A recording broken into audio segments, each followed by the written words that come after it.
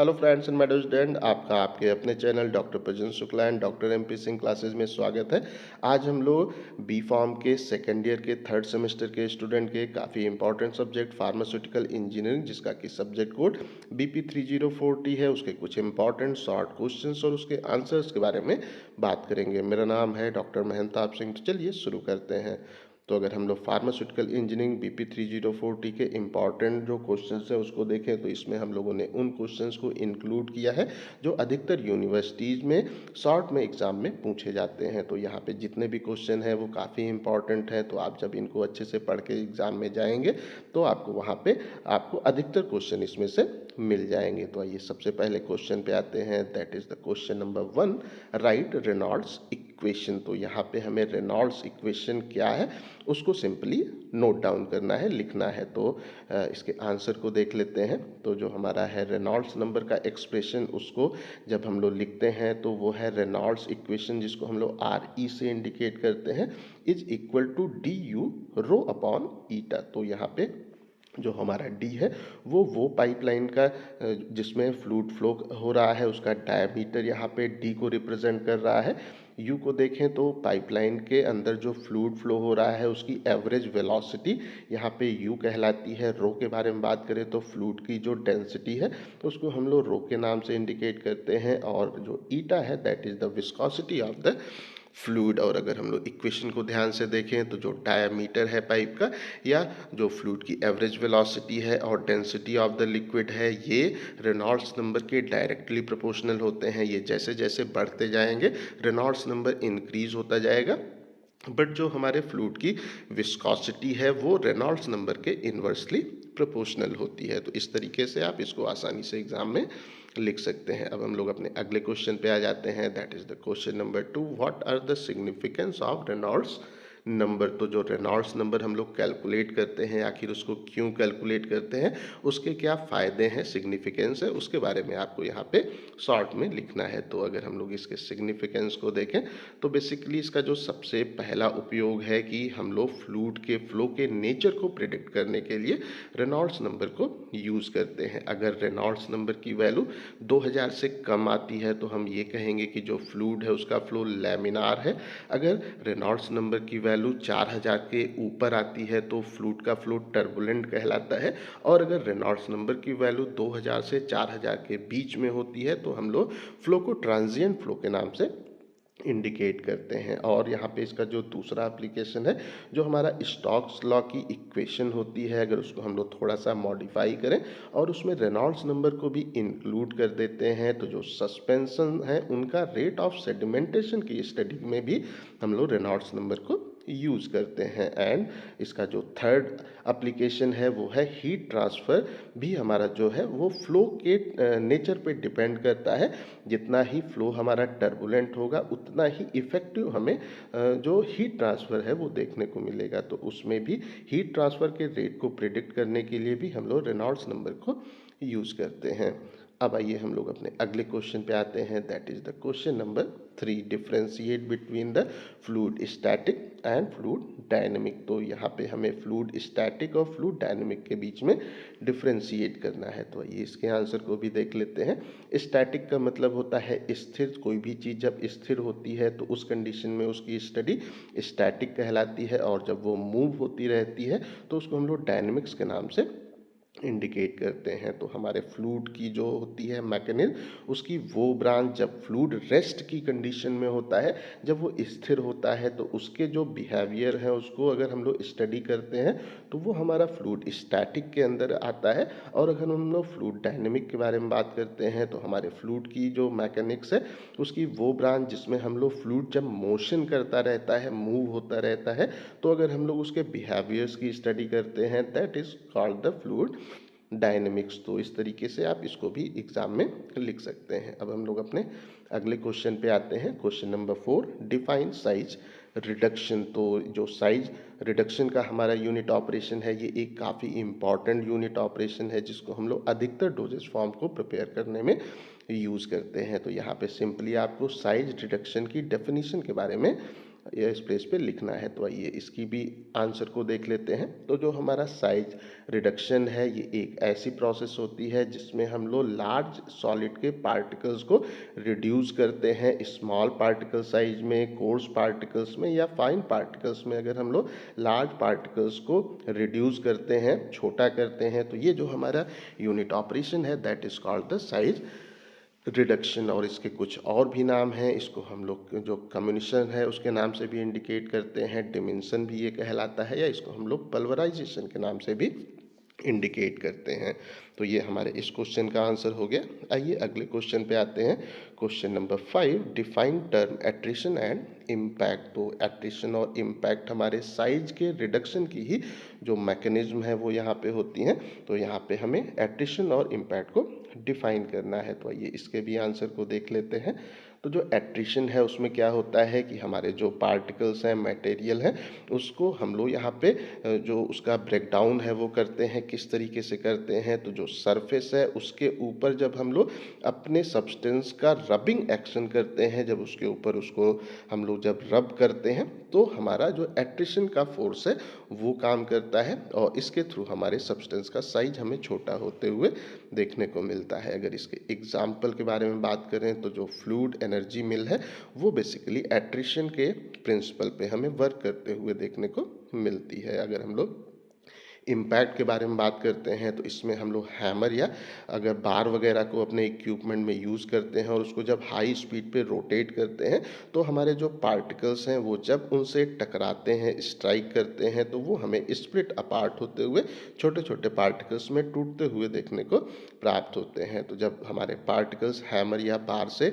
टकराते हैं तो वो इम्पैक्ट का प्रिंसिपल कहलाता है। इसके साथ साथ में जो पार्टिकल्स हैं वो जब मूव होते हैं तो वो आपस में भी एक दूसरे से टकराते हैं और हमारे इक्विपमेंट की जो स्टेशनरी सरफेस है, स्थिर सरफेस है, उससे भी वो वहाँ पे टकराते हैं, जिससे कि हमें अगेन इम्पैक्ट का फोर्स वर्क करते हुए देखने को मिलता है और सब्सटेंस का साइज छोटा होते हुए देखने को प्राप्त होता है। और अगर इसके एग्जाम्पल के बारे में बात करते हैं तो जो हैमर मिल है हमारी और फ्लूइड एनर्जी मिल है, इन ये भी हमारे इम्पैक्ट के प्रिंसिपल पे हमें वर्क करते हुए देखने को मिलती हैं। आइए अगले क्वेश्चन पे आते हैं। That is the question number 6, name any two mechanism of size separation. तो ऐसा हम लोगों ने इसके पहले भी बात किया है कि साइज के रिडक्शन की प्रोसेस ही सफिशिएंट नहीं होती है रिक्वायर्ड पार्टिकल साइज को प्राप्त करने के लिए। तो साइज का रिडक्शन की प्रोसेस के साथ साथ में जब हम लोग साइज सेपरेशन की प्रोसेस को भी यूज़ करते हैं तो हमें रिक्वायर्ड साइज के पार्टिकल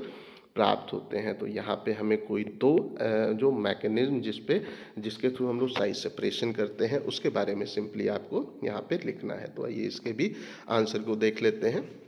तो जो साइज सेपरेशन है ये एक यूनिट ऑपरेशन होता है जिसमें हम लोग हमारा जो मिक्सचर है, हमारे पाउडर का जो मिक्सचर होता है जिसमें अलग अलग साइज के पार्टिकल्स होते हैं, उसको दो या दो से अधिक जो पोर्शन है उसमें किसी स्क्रीनिंग की सरफेस को यूज़ करके अगर हम लोग उसको बांट देते हैं या हम लोग रिक्वायर्ड पार्टिकल साइज के सब्सटेंस को स्क्रीनिंग की सरफेस को यूज़ करके अलग कर लेते हैं, तो ये प्रोसेस हमारा साइज सेपरेशन की प्रोसेस कहलाती है। और it is also called sieving भी बोलते हैं, शिफ्टिंग भी बोलते हैं, या इसको हम लोग स्क्रीनिंग के नाम से भी इंडिकेट करते हैं। अगर इसकी जो दो मैकेनिज्म है उसको देखें तो इसमें हम लोग जो सीविंग की प्रोसेस है उसको भी यूज़ करते हैं, जिसमें हम लोग कोई भी सीव छन्नी वगैरह को यूज़ करके रिक्वायर्ड साइज के पार्टिकल को सेपरेट कर लेते हैं, या जो सेंट्रीफ्यूगेशन है उसको भी हम लोग साइज सेपरेशन के लिए यूज़ करते हैं। ये दो जो मैकेनिज्म है इनको साइज सेपरेशन के लिए यूज़ किया जाता है।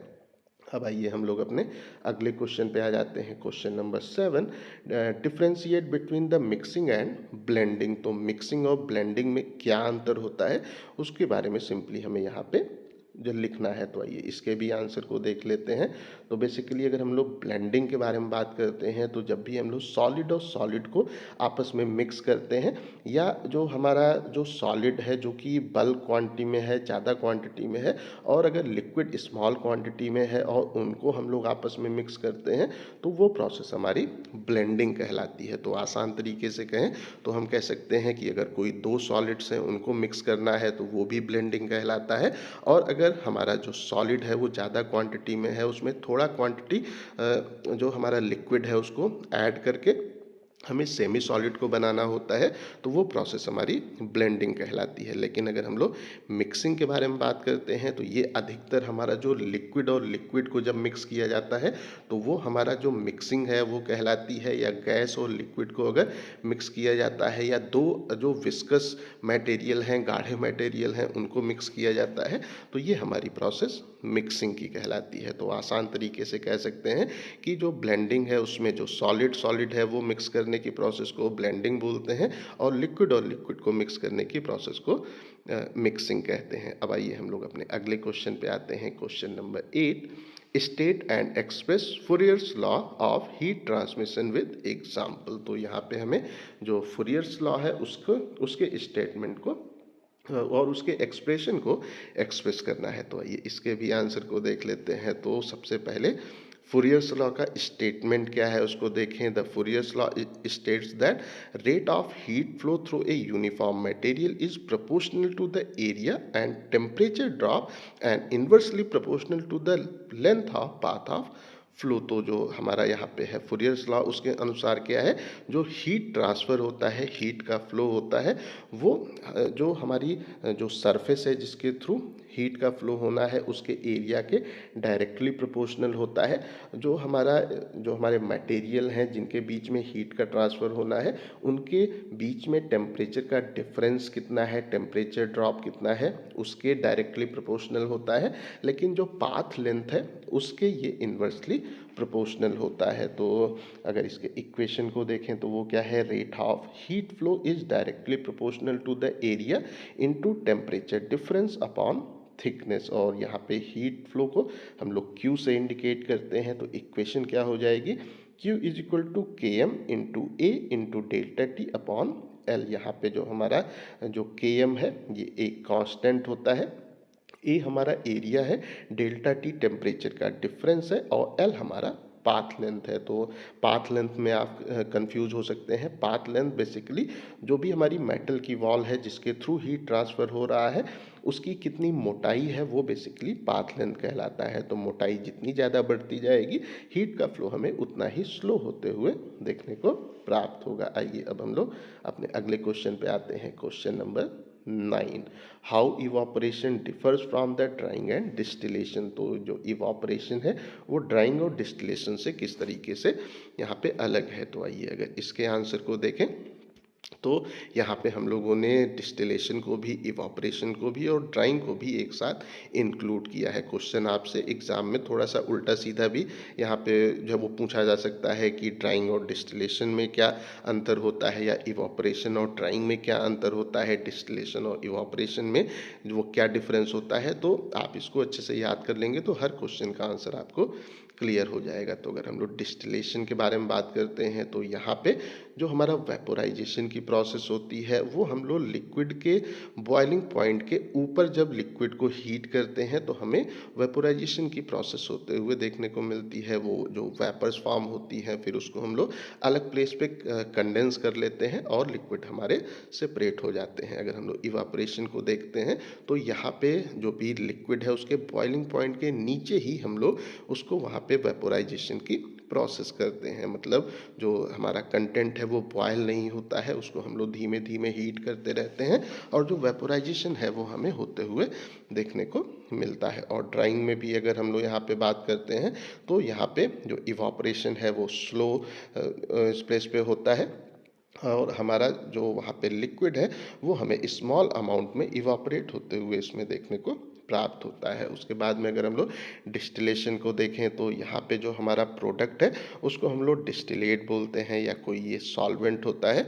अगर हम लोग इवापोरेशन के प्रोडक्ट को देखें तो वहाँ पे हमें एक कंसनट्रेटेड लिक्विड को सिंपली इवापोरेशन की प्रोसेस के थ्रू हम लोग प्रिपेयर करते हैं। और ड्राइंग के प्रोडक्ट को देखें तो वहाँ पे हमारा सिंपली ड्राइड जो सॉलिड का रेसिड्यू है वो वहाँ पे हमारा प्रोडक्ट होता है। अगर हम लोग डिस्टिलेशन को देखें तो यहाँ पे हमारे जो लिक्विड लिक्विड मिक्सचर्स हैं उनमें से कंपोनेंट को सेपरेट करने के लिए हम लोग डिस्टिलेशन को यूज़ करते हैं। दो अगर हमारे अलग अलग लिक्विड है जिनका कि बॉइलिंग पॉइंट अलग अलग है, तो उनको अगर अलग करना है तो हम लोग डिस्टिलेशन की प्रोसेस को यूज़ करते हैं। जो हमारा इवापोरेशन की यहाँ पे प्रोसेस होती है, उसमें हम लोग जो हमारा लिक्विड सॉल्वेंट है उसको रिमूव करने के लिए और अपने प्रोडक्ट को और गाढ़ा करने के लिए, कंसनट्रेटेड करने के लिए हम लोग इवापोरेशन की प्रोसेस को यूज़ करते हैं। और अगर हम लोग ड्राइंग को देखें तो यहाँ पे हम लोग बेसिकली जो भी हमारा सॉल्वेंट है या लिक्विड है उसको हम लोग जब कंप्लीट उसको रिमूव करते हैं तो वो प्रोसेस हमारी ड्राइंग की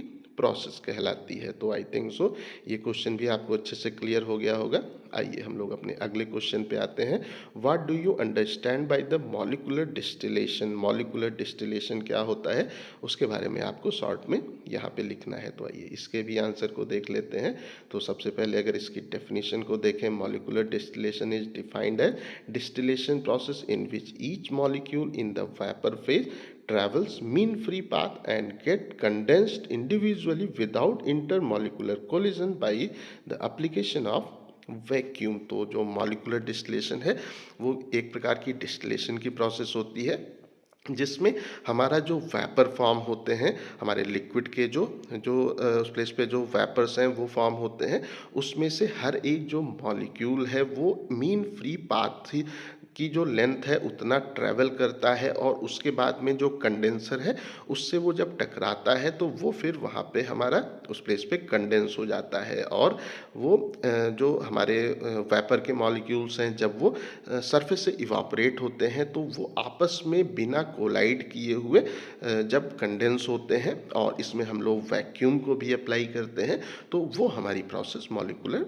डिस्टिलेशन कहलाती है। मीन फ्री पाथ क्या होता है कि अगर हमारा जो वेपर फॉर्म हुए हैं उसमें जो मॉलिक्यूल्स हैं वो बिना एक दूसरे मॉलिक्यूल अपने पास के मॉलिक्यूल से टकराए जितनी दूरी ट्रैवल करते हैं वो हमारा मीन फ्री पाथ कहलाता है। और अगर हम लोग मॉलिक्यूलर डिस्टिलेशन के बारे में बात करते हैं तो ये इसको हम लोग जो हमारा है इवापोरेशन डिस्टिलेशन उसके नाम से भी इंडिकेट करते हैं या इसको हम लोग शॉर्ट पाथ डिस्टिलेशन के नाम से भी इंडिकेट करते हैं। अब आइए हम लोग अपने अगले क्वेश्चन पे आ जाते हैं। That is the question number 11। What do you mean by the eutectic point? तो यूटैटिक पॉइंट क्या होता है उसके बारे में आपको यहाँ पे शॉर्ट में वो लिखना है। तो आइए अगर यूटैटिक पॉइंट को देखें, the eutectic point is the lowest temperature at which the liquid phase is stable.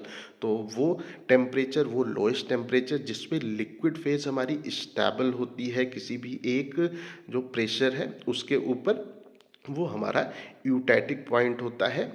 उसके टेम्परेचर जैसे ही ऊपर जाएगा क्या होगा कि हमारा लिक्विड हमें वेपर में कन्वर्ट होते हुए देखने को मिलेगा, या अगर उसके नीचे जैसे ही टेम्परेचर आएगा हमारा लिक्विड हमें सॉलिड में अगर कन्वर्ट होते हुए वहाँ पे देखने को मिलता है तो वो हमारा बेसिकली यूटैटिक पॉइंट कहलाता है। A eutectic system is a homogeneous mixture of two or more substances that form a superlattice that melt or solidify at the temperature lower than any of the individual ingredient melting point. तो अगर हमारे जो दो या दो से अधिक substance हैं उनको जब मिक्स किया जाता है, उसका होमोजीनियस मिक्सचर फॉर्म किया जाता है और उसमें से जो अलग अलग कंपोनेंट हैं उसका जो मेल्टिंग पॉइंट है उससे नीचे के टेम्परेचर पे जब वो हमें मेल्ट या सॉलिडिफाई होते हुए देखने को मिलते हैं तो उसी को हम लोग यूटैटिक सिस्टम के नाम से इंडिकेट करते हैं। या आसान तरीके से कहें कि अगर उनका जो मेल्टिंग पॉइंट है वो अगर डिक्रीज हो जाता है तो वो हमारा बेसिकली यूटैटिक पॉइंट कहलाता है या यूटैटिक मिक्सचर कहलाता है। अब आइए हम लोग अपने अगले क्वेश्चन पे आते हैं। That is the question number 12। ये है डिफाइन फिल्ट्रेशन। तो यहाँ पे हमें फिल्ट्रेशन की प्रोसेस को डिफाइन करना है। तो आइए इसके भी आंसर को देख लेते हैं। Filtration is defined as a separation process of solid from a fluid by passing it through a porous medium that retain the solid and allow to pass the fluid. तो फिल्ट्रेशन की जो process है वो एक separation की process होती है, जिसमें हमें किसी भी फ्लूइड, लिक्विड या गैस में से अगर सॉलिड को सेपरेट करना है तो उस प्रोसेस को हम लोग फिल्ट्रेशन के नाम से इंडिकेट करते हैं। इसमें हम क्या करते हैं कि कोई जो हमारा पोरस मीडियम है उसके थ्रू जब जो फिल्ट्रेशन के लिए हम लोग उसको पास करते हैं तो क्या होता है, सॉलिड के जो पार्टिकल्स हैं वो उस पोरस मीडियम के ऊपर रुक जाते हैं, रिटेन हो जाते हैं, और जो फ्लूइड है वो उसके थ्रू पास हो जाता है, जिससे कि हमें वो फिल्टर होते हुए देखने को मिलता है। जब हमारा जो फिल्ट्रेशन की प्रोसेस है उसमें जो भी हमारी स्लरी है उसमें सॉलिड का कंटेंट अगर काफ़ी कम होता है, वो 1% से अगर कम है, तो फिल्ट्रेशन की प्रोसेस को हम लोग क्लैरिफिकेशन के नाम से भी इंडिकेट करते हैं। तो सिंपली कहें कि अगर जो सॉलिड कंटेंट है वो 1% से ज़्यादा होगा तो प्रोसेस फिल्ट्रेशन की कहलाएगी, और अगर वो 1% से कम होगा तो फिल्ट्रेशन की प्रोसेस क्लैरिफिकेशन कहलाती है। अब आइए हम लोग अपने अगले क्वेश्चन पे आ जाते हैं। That is the question number 13। How will you write the Poiseuille's and Darcy's equation for the theory of filtration. तो आइए इसके भी आंसर को हम लोग देख लेते हैं। तो सबसे पहले पॉइजली इक्वेशन को देख लेते हैं।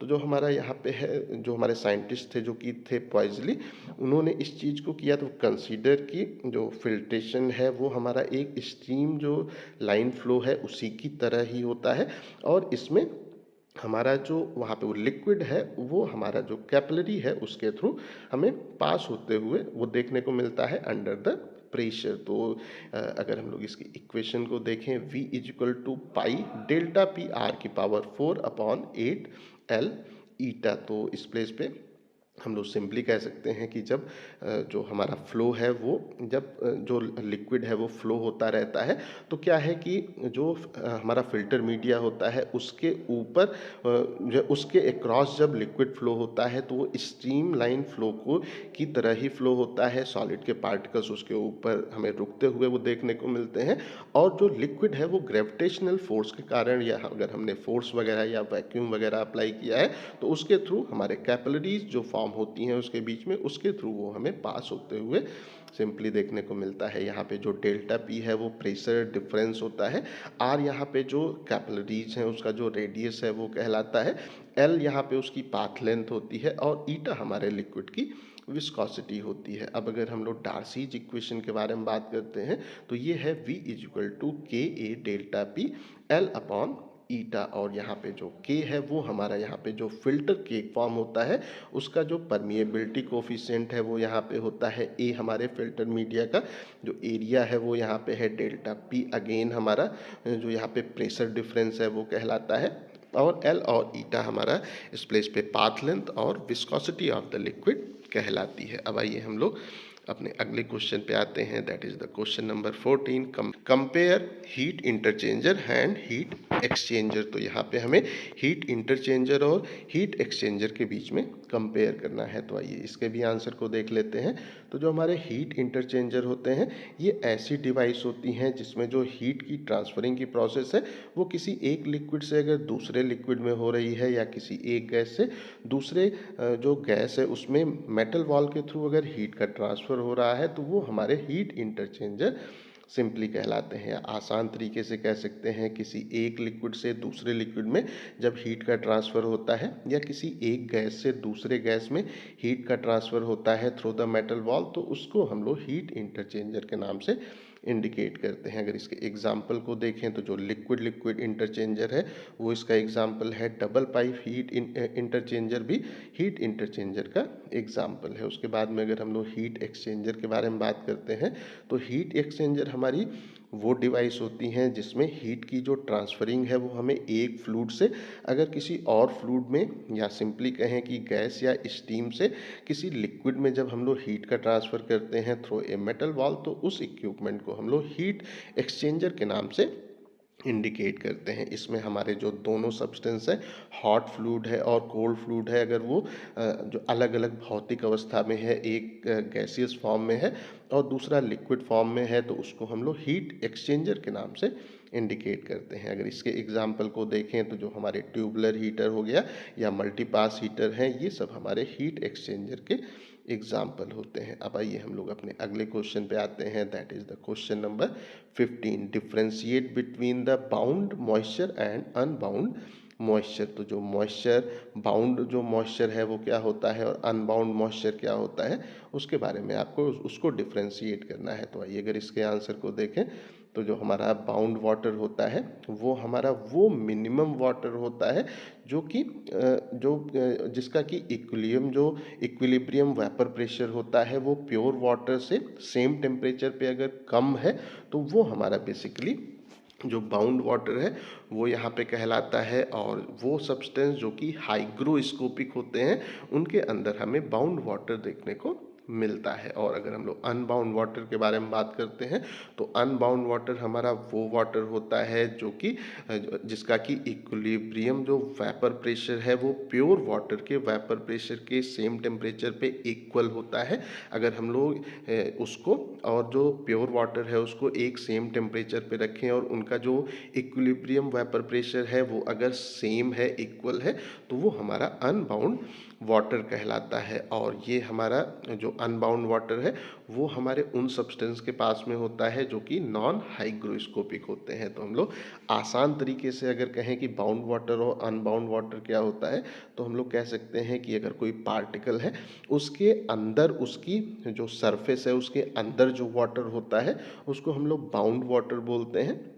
और उसकी जो बाहरी सरफेस है उसके बाहर जो वाटर होता है उसको हम लोग अनबाउंड वाटर के नाम से इंडिकेट करते हैं। जो भी हमारा जो वाटर है वो पार्टिकल के अंदर जो है वो प्योर वाटर के सेम टेम्परेचर पे अगर रखें तो वो जो वाटर है वो प्योर वाटर से वहाँ पे कम इक्विलिब्रियम वेपर प्रेशर शो करेगा। और अगर हम लोग अनबाउंड वाटर को देखें तो अगर हम लोग सेम टेम्परेचर पे प्योर वाटर से उसको कंपेयर करते हैं तो वो इक्वल वेपर प्रेशर हमें वहाँ पे उसका देखने का प्राप्त होगा। तो आई थिंक सो ये भी क्वेश्चन क्लियर हो गया होगा।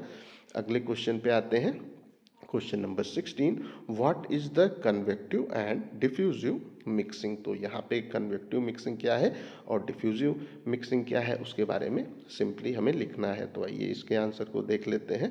तो जो हमारा कन्वेक्टिव मिक्सिंग होता है it is achieved by the inversion of powdered bed using blade और पैडल और स्क्रू एलिमेंट। तो अगर हम लोग ब्लेड को या पैडल को या स्क्रू जो एलिमेंट्स हैं उनको यूज़ करके जो पाउडर का बेड है उसको हम लोग उल्टा जो उस प्लेस पे उल्टा पुल्टा करते हैं, एक के ऊपर एक को हम लोग वहाँ पे उस प्लेस पे डालते जाते हैं, उसका इन्वर्जन करते हैं। तो उसके थ्रू जो मिक्सिंग होती है वो हमारा यहाँ पे जो कन्वेक्टिव मिक्सिंग है वो कहलाती है। और इसमें हम क्या करते हैं कि जो हमारा मटेरियल है उसका जो लार्ज मास है उसको एक प्लेस से दूसरे प्लेस पे इक्विपमेंट में हम लोग मूव कराते हैं। और इस टाइप की मिक्सिंग को हम लोग मैक्रो मिक्सिंग के नाम से भी इंडिकेट करते हैं। और अगर हम लोग डिफ्यूजिव मिक्सिंग के बारे में बात करते हैं तो इसमें हमारे जो पार्टिकल्स होते हैं उनमें जब हम लोग रैंडम मोशन क्रिएट करते हैं और जो हमारे जो पाउडर बेड है उसके अंदर पार्टिकल अपनी पोजीशन को वहाँ पे अलग अलग टाइम पे चेंज करते रहते हैं, then this type of mixing is called diffusive mixing. और इसको हम लोग माइक्रो मिक्सिंग के नाम से भी इंडिकेट करते हैं। तो अगर हम लोग सिंपली बात करते हैं कि अगर हम लोग एक एयर की स्ट्रीम लें उसमें अपने पार्टिकल्स को अगर सस्पेंड कर दें और वो आपस में अगर मिक्स होता है तो पार्टिकल्स वहाँ पे रैंडम मोशन में आ जाते हैं और वो हमें वहाँ पे अपनी पोजीशन को चेंज करके मिक्स होते हुए देखने को मिलते हैं। Then this type of mixing is called the diffusive mixing, या इसको हम लोग माइक्रो मिक्सिंग के नाम से भी इंडिकेट करते हैं। अब हम लोग अपने अगले क्वेश्चन पे आते हैं। Question number 17, distinguish solid and liquid mixing. तो सॉलिड और लिक्विड मिक्सिंग को हमें यहाँ पे डिस्टिंग्विश करना है। तो आइए इसके भी आंसर को देख लेते हैं। तो जो हमारा सॉलिड मिक्सिंग होता है ये बेसिकली हमारे जो ड्रग पाउडर्स हैं उनको मिक्स करने के लिए हम लोग सॉलिड मिक्सिंग को यूज़ करते हैं। और जो हमारा लिक्विड मिक्सिंग है उसमें हमारे जो लिक्विड के मिक्सचर्स हैं उनको प्राप्त करने के लिए, सस्पेंशन को बनाने के लिए या इमल्सन को या जो सिरप वगैरह है उनको बनाने के लिए हम लोग लिक्विड मिक्सिंग को बेसिकली यूज़ करते हैं। और अगर हम लोग सॉलिड मिक्सिंग को देखें तो इसमें फ्लो करंट पॉसिबल नहीं होता है क्योंकि हमारे जो पार्टिकल्स हैं वो स्थिर रहते हैं, तो इसके कारण इसमें किसी भी प्रकार का फ्लो करंट पॉसिबल नहीं होता है। लेकिन लिक्विड मिक्सिंग में क्या है, फ्लो करंट पॉसिबल होता है। एक लिक्विड को दूसरे लिक्विड के ऊपर जब हम लोग उड़ेलते हैं या डालते हैं तो वहाँ पे एक फ्लो करंट क्रिएट होता है, जिसके थ्रू हमें लिक्विड आपस में आसानी से मिक्स होते हुए देखने को मिलते हैं। जब हम लोग सॉलिड मिक्सिंग को कर लेते हैं तो वहाँ पे पार्टिकल साइज डिस्ट्रीब्यूशन को डिटरमाइन करने के लिए हमें एक लार्ज सैंपल की आवश्यकता होती है।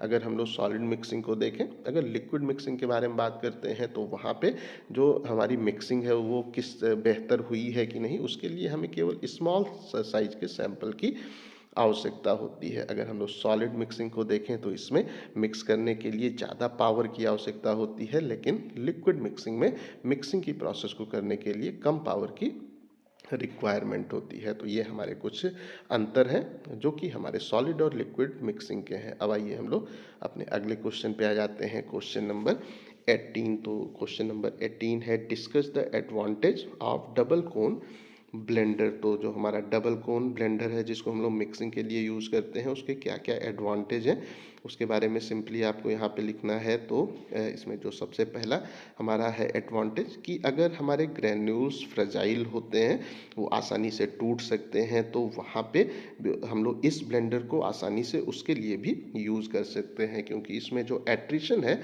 वो हमें बहुत ही कम देखने को मिलता है। उसके बाद में जो अगला हमारा इसका एडवांटेज है कि इसके अंदर हम लोग जो इसकी कैपेसिटी काफ़ी ज़्यादा होती है, तो जो हमारा पाउडर है अगर वो ज़्यादा मात्रा में है जिसे हमें मिक्स करना है तो उसके लिए भी हम लोग इसको यूज़ कर सकते हैं। इसकी क्लीनिंग आसान होती है, इसमें मटेरियल को लोड करना और अनलोड करना भी काफ़ी आसान होता है, और यहाँ पे इस इक्विपमेंट में मिनिमम मेंटेनेंस की रिक्वायरमेंट होती है, क्योंकि इसमें कोई भी ज़्यादा हमारे मूविंग पार्ट नहीं होते हैं, तो इसमें मेंटेनेंस की भी काफ़ी कम आवश्यकता होती है। तो ये हमारे यहाँ पे डबल कोन ब्लेंडर के कुछ एडवांटेज हैं। अब आइए अगले क्वेश्चन पे आ जाते हैं, that is the question number 19, define centrifugation. तो यहाँ पे हमें सेंट्रीफ्यूगेशन की प्रोसेस को डिफाइन करना है। तो आइए आंसर को देख लेते हैं। तो जो हमारा सेंट्रीफ्यूगेशन है is a unit operation use for separation the जो constituent present in a dispersion with aid of centrifugal force. तो अगर कोई हमारे पास डिस्पर्सन है, उसमें से हमें कुछ कॉन्स्टिट्यूएंट को अगर सेपरेट करना होता है तो उसमें हम लोग सेंट्रीफ्यूगल फोर्स को अगर यूज़ करके अगर हम लोग उन्हें सेपरेट आउट करते हैं तो वो यूनिट ऑपरेशन हमारा सेंट्रीफ्यूगेशन यहाँ पे कहलाता है। और अगर हम लोग यहाँ पे जो सेंट्रीफ्यूगेशन है उसको देखें तो जब हमारा जो होता है ऑर्डिनरी फिल्ट्रेशन की प्रोसेस होती है, उससे जब जो सेपरेशन है वो डिफ़िकल्ट होता है, उसके थ्रू अगर हम लोग कंपोनेंट को सेपरेट नहीं कर पाते हैं तो हम लोग सेंट्रीफ्यूगेशन की प्रोसेस को जो है यूज़ करते हैं। तो अगर कोई हमारे पास स्लरी है जिसमें सॉलिड के पार्टिकल्स हैं तो हम लोग सीव वगैरह को यूज़ करके आसानी से उसको सेपरेट कर सकते हैं। लेकिन अगर मैं आपसे ये कहूँ कि जो ब्लड है उसमें से जो प्लाज्मा आरबीसी वगैरह को अलग करना है तो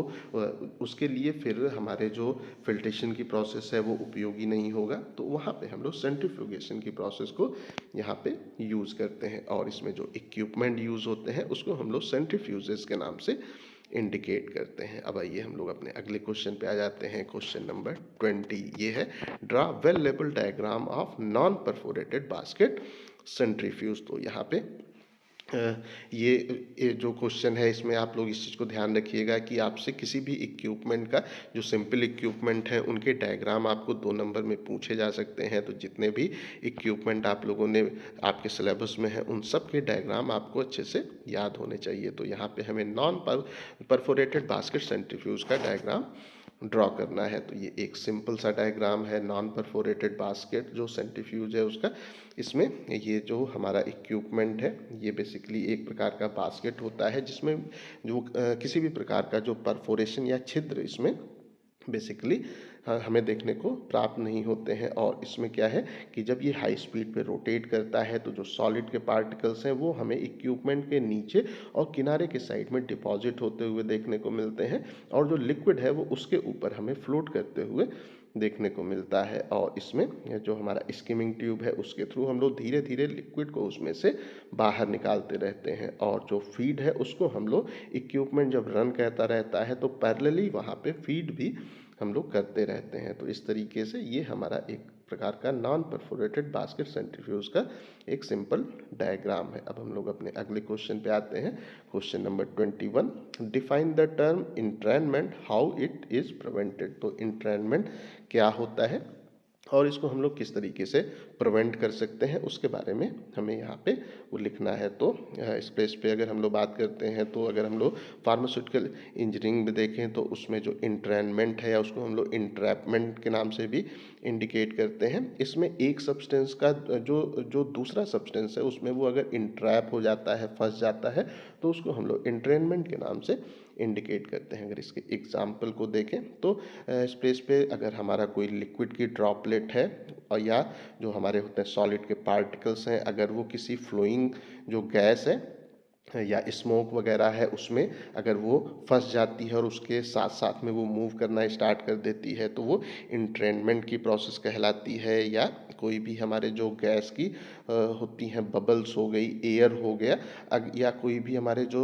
होते हैं सॉलिड के पार्टिकल्स होते हैं, अगर वो किसी फ्लोइंग लिक्विड के अंदर इंटर कर जाते हैं, एयरेशन की प्रोसेस हो जाती है, तो वो हमारा यहाँ पे इंट्रेनमेंट की प्रोसेस कहलाती है। और इसको अगर हमें प्रिवेंट करना है तो जब भी हम लोग लिक्विड को मिक्स करें तो जो वर्टिक्स का फॉर्मेशन होता है वो अगर हम लोग किसी भी तरीके से अवॉइड करते हैं या कोई भी बैफल्स वगैरह को यूज़ करते हैं तो इंट्रेनमेंट की प्रोसेस को हम लोग आसानी से प्रिवेंट कर सकते हैं। अब आइए हम लोग अपने अगले क्वेश्चन पे आ जाते हैं। What is filtration. तो ये भी एक हमारा काफ़ी इंपॉर्टेंट यूनिट ऑपरेशन है। तो आइए इसको भी देख लेते हैं। Filtration is defined as a process of separation of solid from a fluid by passing through a porous medium that retain the solid and allowed the liquid to pass through. तो I think so ये question repeat तो नहीं हो रहा है। चलिए अगर वो रिपीट भी हो रहा होगा तो एक बार इसको और अच्छे से देख लीजिए।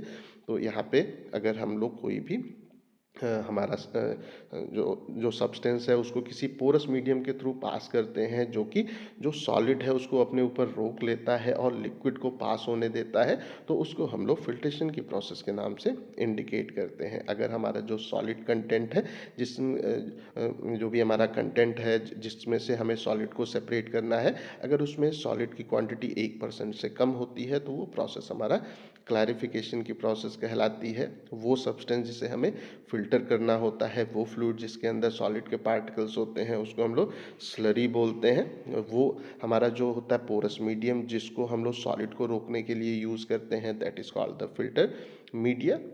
और यहाँ पे जो भी हमारा सॉलिड के पार्टिकल्स फिल्टर मीडिया के ऊपर अकुमुलेट हो जाते हैं, इकट्ठा हो जाते हैं, उसको हम लोग फिल्टर केक के नाम से इंडिकेट करते हैं। अब आइए हम लोग अपने अगले क्वेश्चन पे आते हैं। ये क्वेश्चन है what are the filter aid, give example. तो फिल्टर ऐड क्या होता है उसके बारे में आपको लिखना है और उसके कुछ एग्जाम्पल्स देने हैं। तो आइए आंसर को देख लेते हैं।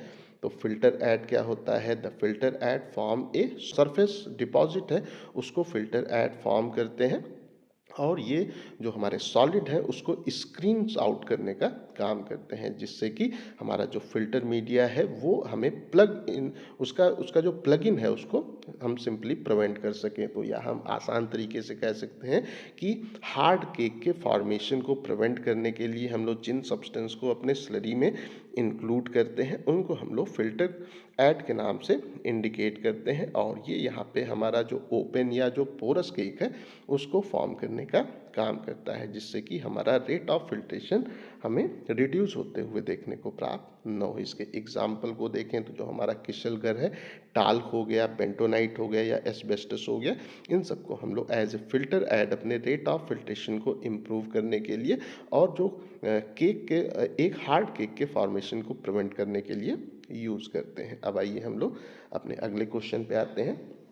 What do you understand by dead spot in solid mixing. तो जो सॉलिड मिक्सिंग है उसमें डेड स्पॉट क्या होते हैं उसको यहाँ पे आपको एक्सप्रेस करना है कि वो क्या होते हैं। तो आइए आंसर को देख लेते हैं। तो जब भी हम लोग जो सॉलिड मिक्सिंग है वो करते हैं तो वहाँ पे हमारे इक्विपमेंट का वो एरिया जहाँ पे हमारा ब्लेड्स या जो हमारा उस प्लेस पे और चीज़ें जिसको हम लोग मिक्सिंग के लिए यूज़ कर रहे हैं वो वहाँ पे पहुँचने में अनेबल होती हैं, वो वहाँ पे नहीं पहुँच पाती हैं, और वो एरिया जो कि हमें मिक्सिंग करने के बाद में भी अनमिक्स्ड वहाँ पे देखने को मिलता है, उसी को हम लोग डेड स्पॉट के नाम से या डेड स्पेस के नाम से इंडिकेट करते हैं। तो हम लोग आसान तरीके से कह सकते हैं कि जब मिक्सिंग की प्रोसेस होती है, ब्लेड या सब्सटेंस हैं जो हमारे रिबन वगैरह हैं जिनको हम लोग मिक्सिंग के लिए यूज़ करते हैं, तो इक्विपमेंट का वो स्थान जहाँ पे ये सब मिक्सिंग के लिए पहुँच नहीं पाती हैं और वहाँ पे हमारा कंपोनेंट अनमिक्स्ड रहता है, उसी को हम लोग डेड स्पेस या डेड स्पॉट के नाम से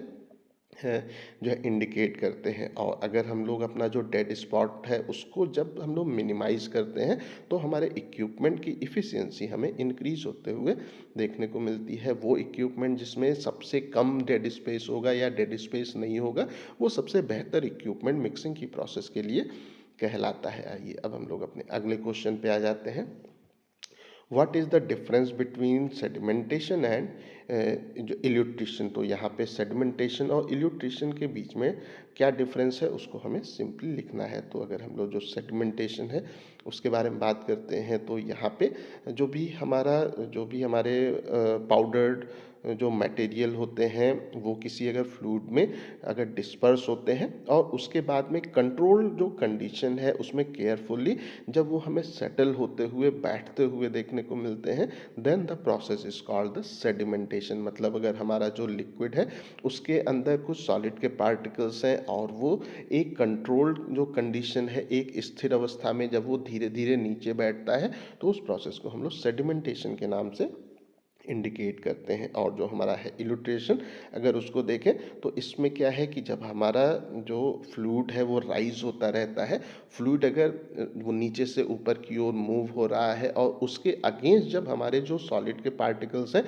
वो जब नीचे की ओर बैठते हैं, तो उस प्रोसेस को हम लोग इल्यूट्रेशन के नाम से इंडिकेट करते हैं। तो अगर कोई इक्विपमेंट है उसमें हम लोग नीचे से लिक्विड को फ्लो करा रहे हैं और ऊपर से जो पार्टिकल्स हैं वो उसके अंदर नीचे की ओर जो फ्लूइड की वेलोसिटी के अगेंस्ट अगर बैठ रहे हैं, तो वो हमारी जो स्टडी है वो इल्यूट्रेशन के नाम से उसको हम लोग इंडिकेट करते हैं। अब आइए हम लोग अपने अगले क्वेश्चन पे आ जाते हैं, that is the define distillation. तो यहाँ पे हमें डिस्टिलेशन की प्रोसेस को डिफाइन करना है। तो आइए अगर इसकी डेफिनेशन को देखें, distillation is defined as separation of component of a liquid mixture by process involving vaporisation and subsequent condensation at another place. तो इसमें हमारा जो लिक्विड मिक्सचर है उसमें से कंपोनेंट को सेपरेट करने के लिए हम लोग डिस्टिलेशन की प्रोसेस को यूज़ करते हैं। इसमें क्या होता है कि कंपोनेंट को हम लोग सबसे पहले उसका जो वेपोराइजेशन है वो करते हैं, वेपर के फॉर्म में उसको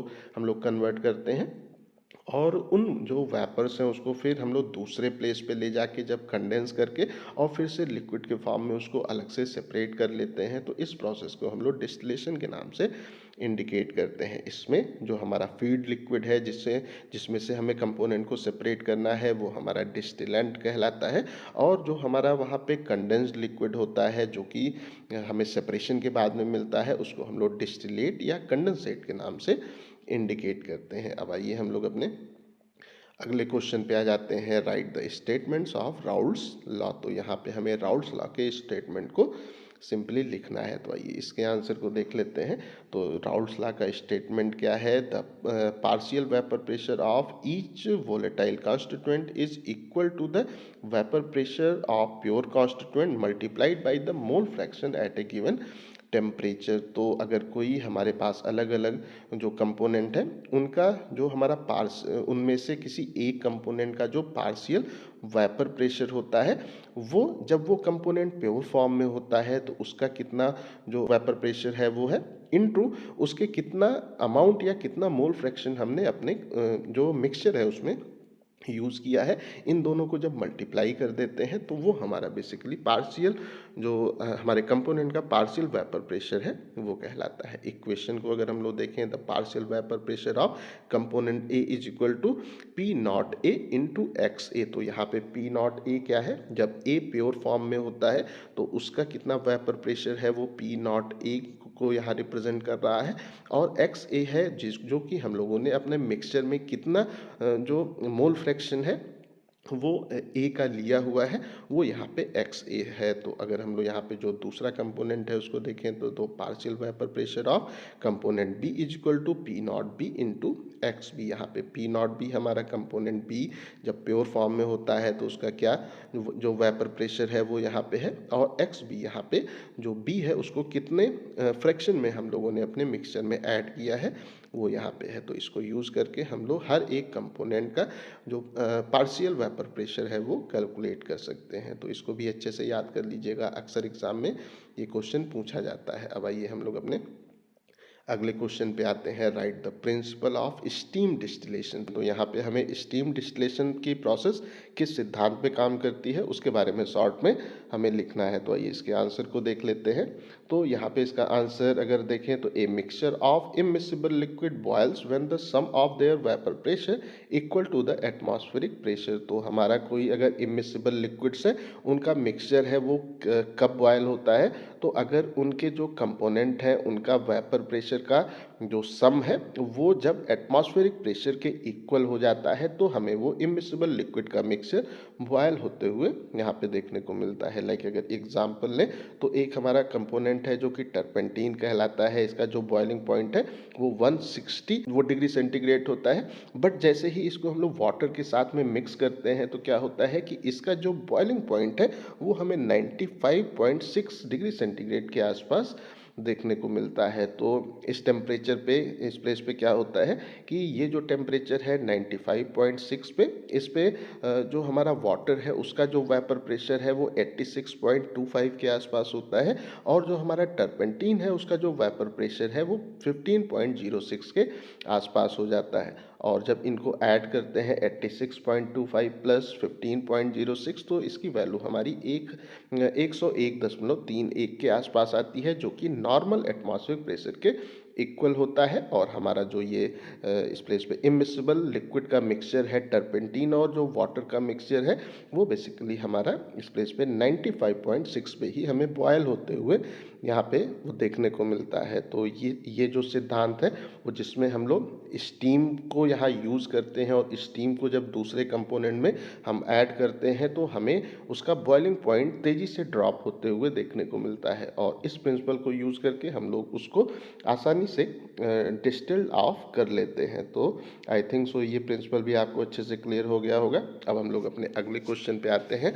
what do you mean by the sublimation. तो यहाँ पे जो सब्लिमेशन है उसका क्या मतलब होता है उसके बारे में हमें सिंपली यहाँ पे वो लिखना है। तो अगर हम लोग सब्लिमेशन के बारे में बात करते हैं तो ये एक हमारी ऐसी प्रोसेस होती है जिसमें कोई भी हमारा जो कंपोनेंट है जो कि सॉलिड के फॉर्म है उसको हम लोग बिना लिक्विड के स्टेट में वहाँ कन्वर्ट किए सीधे अगर गैसियस स्टेट में कन्वर्ट कर देते हैं, सॉलिड को सीधे गैस में या वेपर में अगर हम लोग सिंपली कर जो है वहाँ पे उसका ट्रांजिशन करते हैं तो वो प्रोसेस हमारा सब्लिमेशन की प्रोसेस कहलाती है। और यहाँ पे जो हमारे हैं सब्लिमेशन की कंडीशन उनको अचीव करने के लिए उनके किस टेम्परेचर और किस जो प्रेशर है उस पर सॉलिड सीधे गैस में कन्वर्ट हो जाएगा, उसको हमें प्राप्त करने के लिए हम लोग उस सब्सटेंस के फेज डायग्राम को यहाँ पे यूज़ करते हैं, और इसके थ्रू हम लोग उसका सब्लिमेशन पॉइंट जो है सिंपली कैलकुलेट करते हैं। अब आइए हम लोग अपने अगले क्वेश्चन पे आ जाते हैं।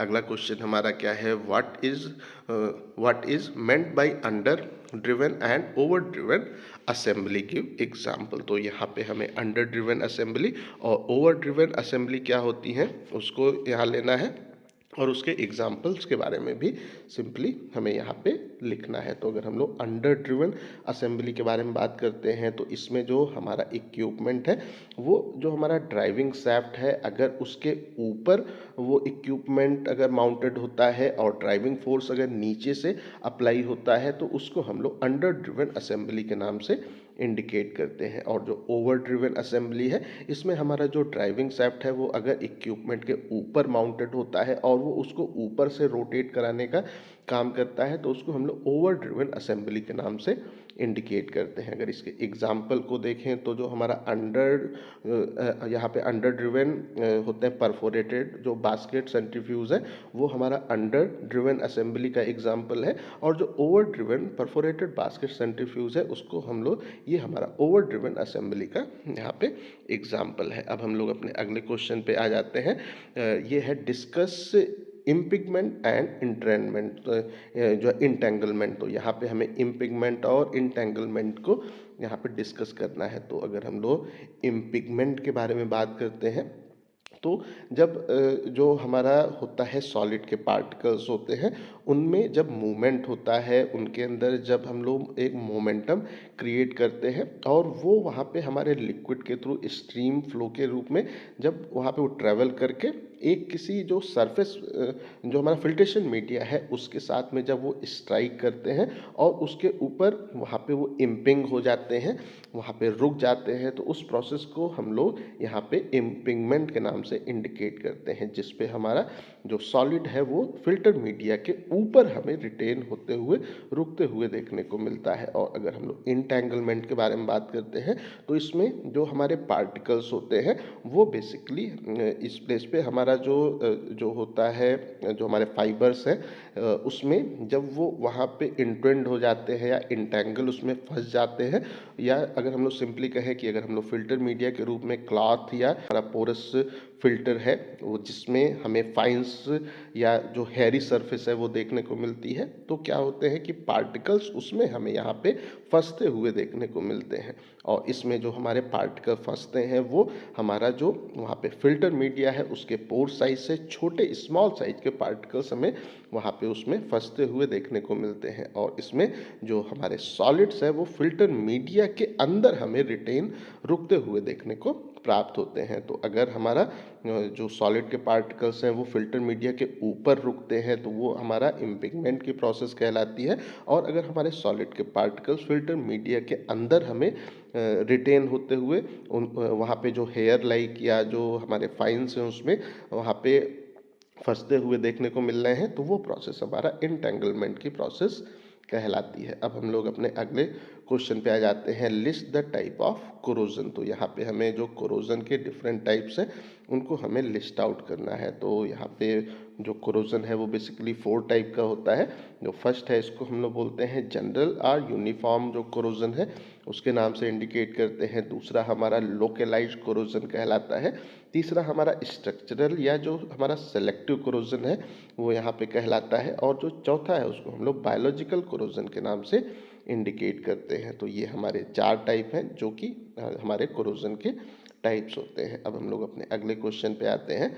ये क्वेश्चन क्या है, what are the ferrous and non ferrous metal, give 2 example of each. तो फेरस मेटल्स क्या है और नॉन फेरस मेटल्स क्या होते हैं उसको यहाँ पे लिखना है और उसके एग्जाम्पल्स को देना है। तो अगर हम लोग जो फेरस मेटल है उसको देखें तो इसमें हमारे वो मेटल जो कि जिनके अंदर आयरन होता है और इसको हम लोग अधिकतर हमारा जो इक्विपमेंट वगैरह है उसको कंस्ट्रक्ट करने के लिए यूज़ करते हैं, क्योंकि इनकी मैकेनिकल स्ट्रेंथ भी काफ़ी अच्छी होती है, इनकी जो अवेलेबिलिटी है वो काफ़ी आसान होती है और इसकी कॉस्ट भी काफ़ी कम होती है। अगर इसके एग्जाम्पल को देखें तो जो कास्ट आयरन हो गया, स्टील कार्बन हो गया, स्टेनलेस स्टील हो गया, ये सब हमारे यहाँ पे फेरस मेटल के एग्जाम्पल हैं। और अगर हम लोग नॉन फेरस मेटल्स के बारे में बात करते हैं तो इसमें हमें ये हमारे ऐसे मेटल्स हैं जिनके अंदर आयरन बेसिकली नहीं होता है और इनको भी हम लोग अपने प्लांट को कंस्ट्रक्ट करने के लिए यूज़ करते हैं। लाइक अगर एग्जांपल लें तो एल्युमिनियम हो गया, लेड हो गया,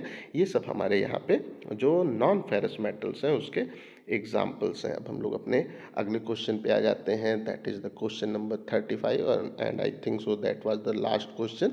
तो इसमें अगर हम लोग देखें इसमें क्या है, name material comes under inorganic and organic non metal. तो हमारे वो कौन कौन से मटेरियल हैं जो कि हमारे इनऑर्गेनिक और ऑर्गेनिक नॉन मेटल्स के अंतर्गत आते हैं। तो अगर इसके आंसर को देखें तो अगर हम लोग इनऑर्गेनिक नॉन मेटल्स के बारे में बात करते हैं तो इसके अंतर्गत जो ग्लास आते हैं वो हैं जिसको हम लोग अपने प्लांट को कंस्ट्रक्ट करने के लिए जो उपयोग करते हैं, वो हमारे इनऑर्गेनिक नॉन मेटल्स के अंतर्गत आते हैं। और अगर हम लोग ऑर्गेनिक नॉन मेटल्स के बारे में बात करते हैं तो जो हमारा प्लास्टिक हो गया या जो रबर वगैरह हो गए, ये हमारे ऑर्गेनिक नॉन मेटल के अंतर्गत आते हैं जिनको हम लोग अपने प्लांट को कंस्ट्रक्ट करने के लिए यूज़ करते हैं। तो आई थिंक सो ये क्वेश्चंस आप लोगों को अच्छे से समझ में आ गए होंगे। ये सारे के सारे क्वेश्चन बहुत ही इम्पॉर्टेंट हैं, तो एग्ज़ाम में जाने से पहले इनको अच्छे से प्रिपेयर कर लीजिएगा। जब आप एग्ज़ाम में बैठेंगे तो वहाँ पे अधिकतर क्वेश्चन आपको इससे प्राप्त हो जाएंगे। तो आई थिंक सो ये वीडियो आपको पसंद आया होगा। इस वीडियो को लाइक करें, अपने दोस्तों के साथ शेयर करें और ऐसे ही वीडियोज़ को देखने के लिए हमारे चैनल को सब्सक्राइब करना बिल्कुल भी ना भूलें और हमारे ऐप को भी इंस्टॉल करना बिल्कुल भी ना भूलें। Thank you.